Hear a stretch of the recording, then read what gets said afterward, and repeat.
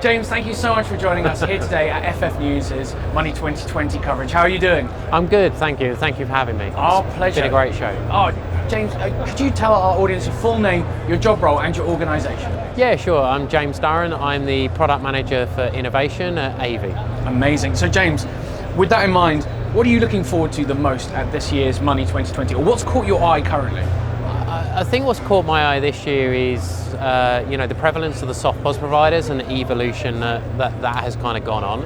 I'm also kind of a bit keen on seeing how people are applying blockchain and that technology and kind of steering away from the terminology of crypto, which I think is, while still relevant, is much more focused on, the future of where does that blockchain take us as a technology rather than the currency. So, absolutely amazing. And I mean, with that in mind then, we're seeing blockchain go from a buzzword to now the institutions are really looking at it. Do you think that it's going to actually become a dominant technology?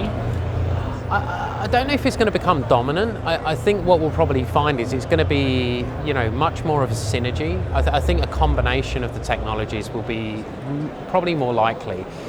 It's never going to be a replacement, but I think it will complement the other primary services. And I think we also have to be a bit careful when we use the terminology blockchain, because what we're seeing in terms of the application of that, particularly with the major institutions, it's more along the lines that, there's still a lot of centralization still happening within the actual core platform itself. So, absolutely, I completely agree.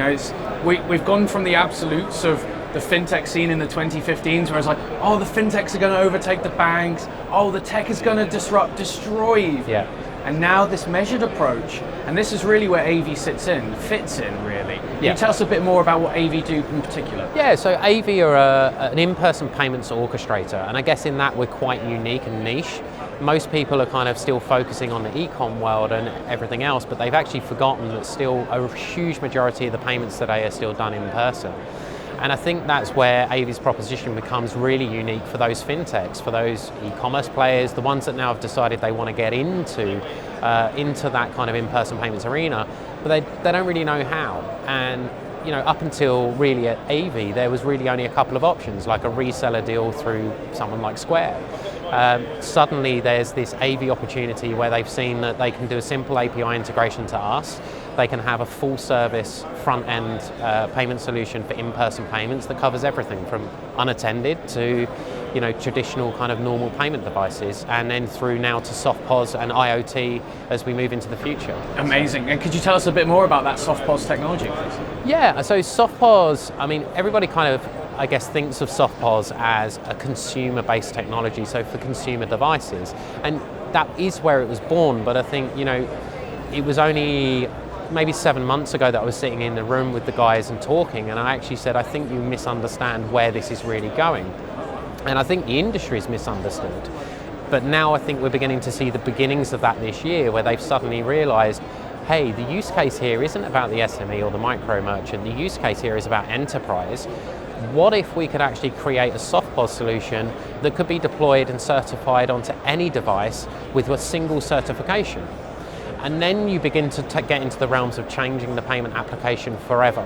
Because instead of having that traditional approach where you have to build a payment app, build it and get it working with that particular piece of hardware and a secure element, and then doing a certification on every single piece of hardware, now suddenly people are realizing, hey, SoftPOS could actually be certify once, deploy everywhere, and give mass scale to payments apps in the future. I think this is amazing because it's such a human story, because small, medium enterprises have been hit so hard because of the pandemic of the last 2 years. Now Aevi are effectively enabling sole traders, SMEs to really go on and thrive. What's in store for Aevi in the future too? So I think in Aevi for the future, I think where we're heading is definitely down that strategic route of bringing things together into a more unified customer journey for those people. There's certainly a lot more work to do around, I think, the onboarding journeys, and we also need to look at the reverse of those onboarding journeys of how you actually bring people to the acquirer from a KYC AML perspective instead of the general feed that usually happens where people go to the acquirer and come back, because our clients are now asking for different things. But I think, you know, the real future for us is in the kind of expansion of that platform capability. So giving people access to multiple different types of applications through our marketplace so they can create really unique, customized journeys that can be customized not only from an acquirer level, but even potentially by the merchant themselves. They can select the products that they want to use and then actually build a journey that works for their business, rather than maybe being reliant on being handed a box to go work with. You know, this is what you have and this is what you have to have, right? I think it's incredible to see how the merchant's payment experience has just been dominantly cash, then having to take cards, not wanting to, and now really being excited about what they can do, and then having full control of it because of Aevi. So I think it's a very exciting time. James, thank you so much for your time. No, great. It's been absolutely a pleasure.